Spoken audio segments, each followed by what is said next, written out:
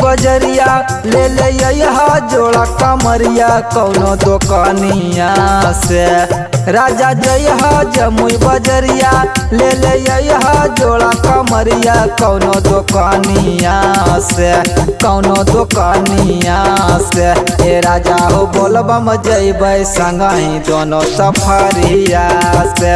ए राजा हो बोलबम जइबै संगहि गाड़ी सफरिया से।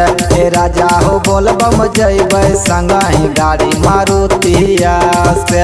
ए राजा हो बोलबम जइबै संगहि टाटा सफरिया से।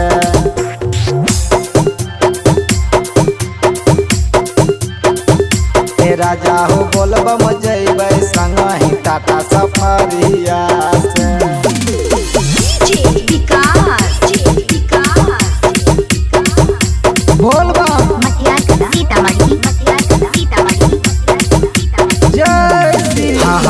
भना कमरिया पिया त जइब हमारू सहो केतनो मनई भबल मुहब नहीं खुश हो, मुहब नहीं खुश हो। आसो जइबै देवघर नगरिया पूजा करे बाबा दुआरिया ये है सवानावा में, ये है सवानावा में।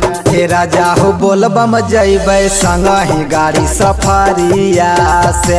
ए राजा हो बोलबम जइबै संगहि टाटा सफरिया से। ए पिया हो बोलबम जइबै संगहि गाड़ी सफरिया से। ए राजा हो बोलबम जइबै संगहि गाड़ी सफरिया से। ए राजा हो बोलबम जइबै संगहि गाड़ी सफरिया से।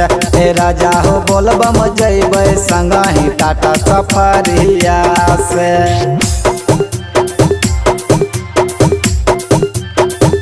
ए राजा हो बोलबम जइबै संगहि गाड़ी सफरिया से।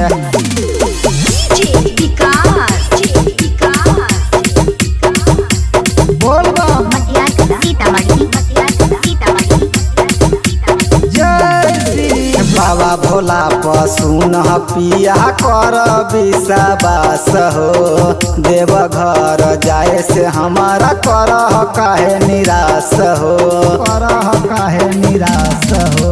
बाबा भोला पसुन पिया कर विश्वास हो।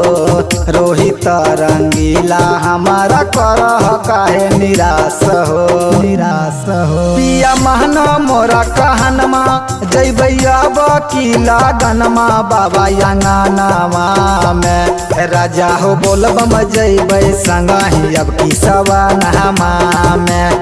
पिया हो बोलबम जइबै संगहि अब की सवानामा में। राजा हो बोलबम जइबै संगहि अब की सवानामा में।